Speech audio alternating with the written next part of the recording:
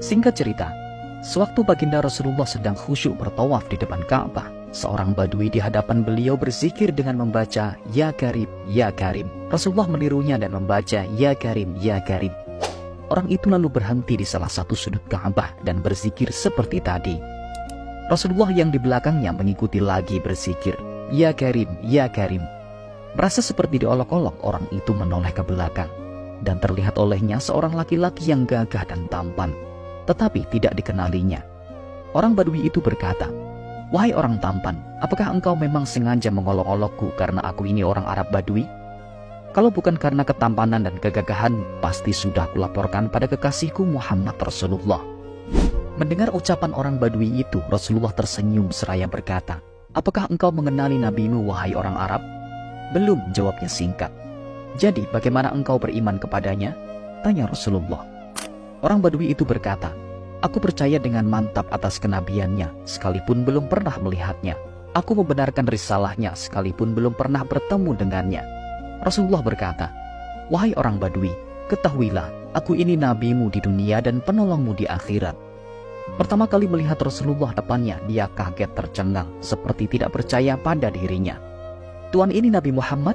tanya orang badui itu agak gemetar. "Ya," jawab Rasulullah. Lalu dia segera menunduk untuk mencium kedua kaki baginda Rasulullah SAW. Melihat hal itu, dengan cepat Rasulullah menarik tubuh orang badui tersebut seraya berkata, "Wahai orang Arab, janganlah berbuat seperti itu. Perbuatan seperti itu biasanya dilakukan oleh hamba sahayanya kepada tuannya. Ketahuilah, Allah mengutusku bukan untuk menjadi seorang yang takabur, yang meminta dihormati atau diagungkan, namun demi berita gembira bagi orang yang beriman dan membawa peringatan bagi yang mengingkarinya."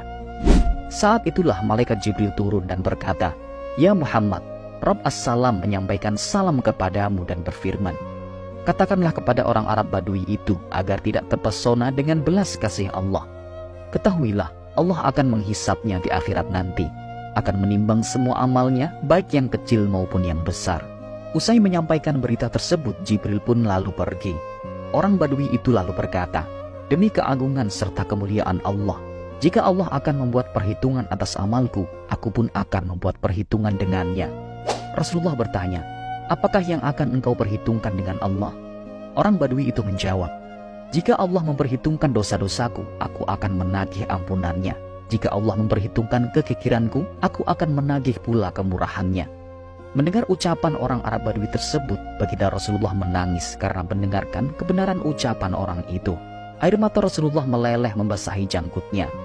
Karena itulah malaikat Jibril turun lagi menemui Rasulullah seraya berkata, "Ya Muhammad, Rabb As-Salam menyampaikan salam kepadamu dan berfirman, berhentilah engkau menangis, karena tangisanmu penjaga arsy lupa bacaan tasbih dan tahmidnya, sehingga arsy menjadi berguncang.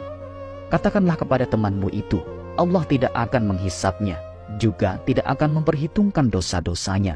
Allah telah mengampuni semua kesalahannya, dan ia akan menjadi temanmu di surga nanti."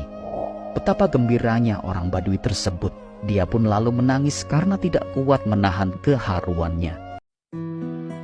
Rasulullah Shallallahu Alaihi Wasallam pernah merasakan semua jenis penderitaan yang dialami umatnya, namun tidak semua umatnya mampu menghadapi dan merasakan penderitaan beliau.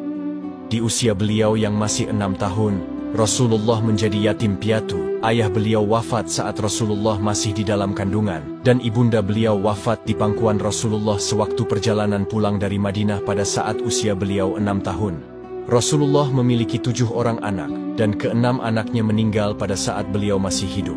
Rasulullah mengalami masa sedih setelah pamannya yang selalu melindungi dakwah beliau wafat. Tak selang lama istri tercintanya, Sayyidah Khadijah, juga wafat.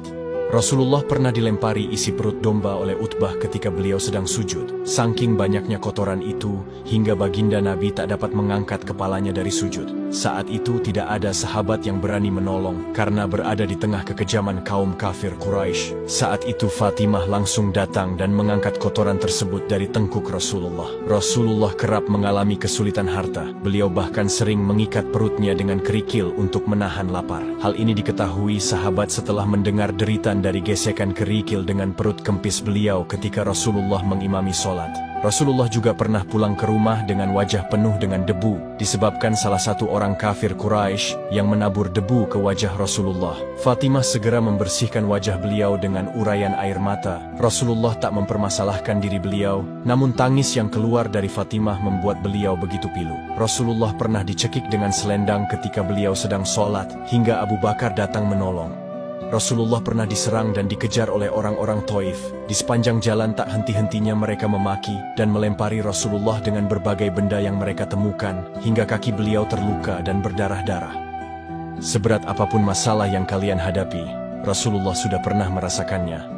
Bahkan beliau pernah berkata, "Jika kalian bersedih dan menderita, ingatlah penderitaanku."